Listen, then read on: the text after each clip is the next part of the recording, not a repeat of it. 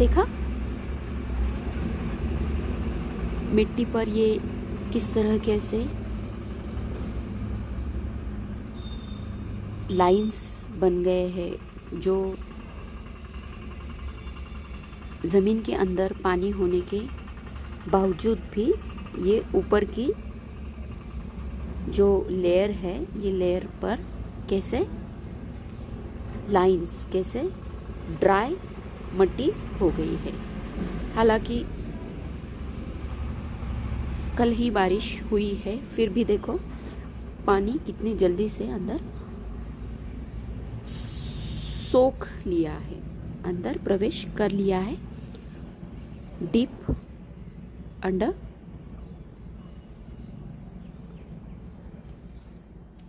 ज़मीन। ये ज़मीन, इसमें ऑक्सीजन इस लाइन से, ये जो बंजर से लग रही है, जिस तरीके से ये लाइंस बने हैं, इन लाइन से क्या है, ऑक्सीजन अंदर प्रवेश कर रहा है। ये ऑक्सीजन इन पेड़ों को, इन पौधों को इस लाइन, इस बंजर ज़मीन जो ऊपर से ऐसे दिख रही है, यहाँ से ऑक्सीजन मिल रहा है। इसीलिए ये पेड़ भी अच्छे से बढ़ रहे हैं। अगर इस मिट्टी में पानी की मात्रा ज़्यादा हो गई तो क्या होगा? पानी की मात्रा ज़्यादा हो गई तो क्या होगा? चलो अब हम दूसरी जगह पर जाकर देखते हैं पानी की मात्रा ज़्यादा होने से क्या होता है। ये देखो, ये ज़मीन, यहाँ पर देखो आप, पानी की मात्रा इतनी ज़्यादा हो गई है, इतनी ज़्यादा कि यहाँ पर फंगस बढ़ रहा है। यहाँ पर सांस मिट्टी भी नहीं ले रही है और यहाँ पर आपको एक भी पौधा दिख नहीं रहा है, क्योंकि यहाँ पर ऑक्सीजन लेवल इनको मिल ही नहीं रही है, ना कि मिट्टी को। तो यहाँ पर पेड़ भी अपने आप सूख जाते हैं, जल जाते हैं, सड़ जाते हैं। ये फंगस देखो किस तरीके से है। अब इसका मतलब क्या है? इसका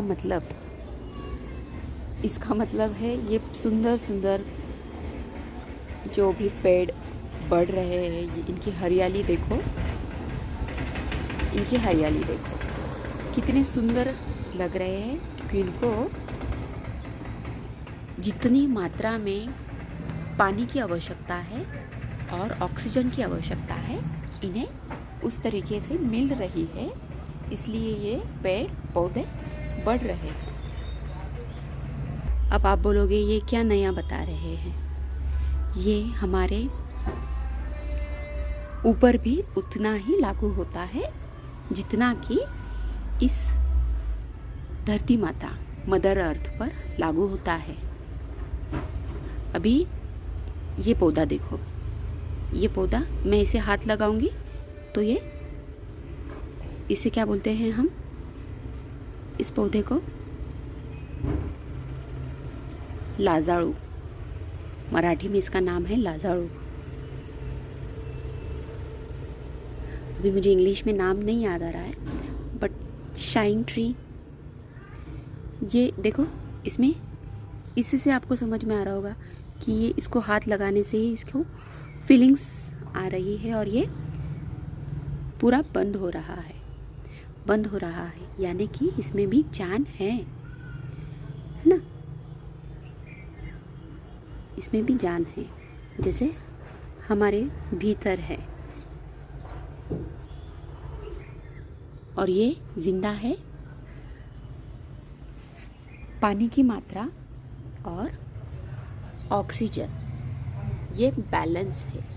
अभी हमने जो मिट्टी देखी थी जहाँ पर पानी की मात्रा ज़्यादा हो गई थी, पानी की मात्रा ज़्यादा होने से ऑक्सीजन भी लेने के लिए इस तरीके से वहाँ पर हमें मट्टी दिख नहीं रही थी। ये जो मट्टी दिख रही है इस तरीके से वहाँ पर नहीं थी, वहाँ पर पूरा फंगस दिख रहा था, फुल फंगस। ऑक्सीजन वहाँ पर मिल ही नहीं रहा था। इसी तरह हम लेवल, हमारे शरीर की पानी की मात्रा की लेवल और ऑक्सीजन लेवल, इसे हम रोज़ाना मेंटेन करते हैं, रोज़ाना। तो हम भी इसी के तरह हरदम निरोगी रह सकते हैं। तो हमें इसका ख्याल रखना होगा। किसका? पौधों का भी, मट्टी का भी, oxygen, water level, mother earth का और हमारे खुद का। हमारे शरीर में या पर्याप्त मात्रा में ऑक्सीजन मिल रहा है, पर्याप्त मात्रा में पानी मिल रहा है, कम हुआ है या ज़्यादा हुआ है। कम होने से बंजर सी ज़मीन होती है, वहाँ पर पेड़ भी बढ़ते नहीं हैं।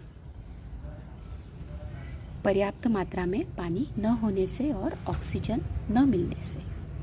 ये सुंदर फूल जितने सुंदर लग रहे हैं, इसी तरह हम भी इतने सुंदर हो सकते हैं पर्याप्त मात्रा में, अगर हमें पानी और ऑक्सीजन मिलता है।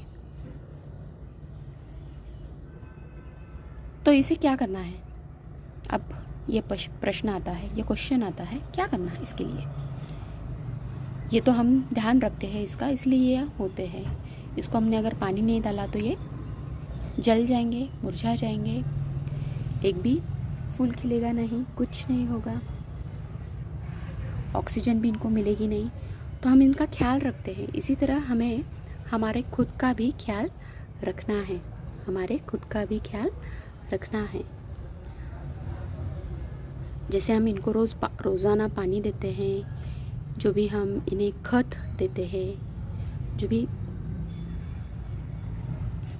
पौधे को अच्छे से ग्रोथ होने के लिए, बढ़ने के लिए जो हम उनको खत देते हैं, ये खत यानी कि हमारा खाना भी, हम उसके ज़रिए हम हमारे ऊपर, हमारा खाना यानी इनका खत, इनको खत मिलता है तो ये अच्छे से ग्रोथ करते हैं। और जैसे हमको खाना मिलता है तो हमारे शरीर में जितने भी प्रोटीन्स की मात्रा, विटामिन्स की मात्रा कम हुई है वो बढ़ती है हमारे खाने से।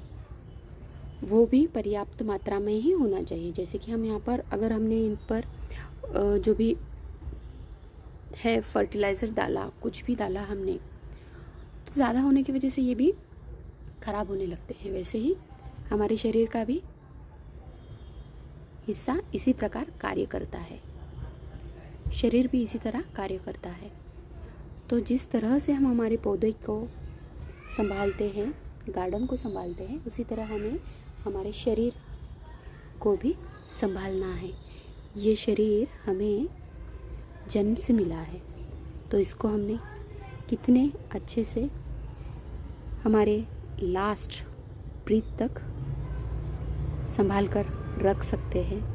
अंत में इसे भी मिट्टी में ही मिल जाना है, मिट्टी में ही मिल जाना है। तो इसका ख्याल जब तक हम जिंदा है, उसको रखने का ख्याल, जिम्मेदारी सिर्फ हमारी है, ना कि औरों की, हमारी खुद की जिम्मेदारी है।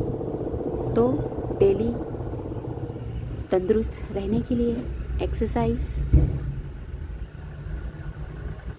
And meditation, breathing exercise compulsory है। पर्याप्त मात्रा में खाना, पर्याप्त मात्रा में पानी पीना, ये हमें निरोगी रखता है और इस फूल की तरह हरदम फ्रेश रखता है। आशा करती हूँ इस वीडियो के ज़रिए आपको कुछ समझ में आया होगा। अपना ख्याल कैसे रखना है, अपने शरीर का ख्याल कैसे रखना है, रोज़ाना योगा ब्रीदिंग एक्सरसाइज करनी है और अपने आप को फिट रखना है। Bye bye.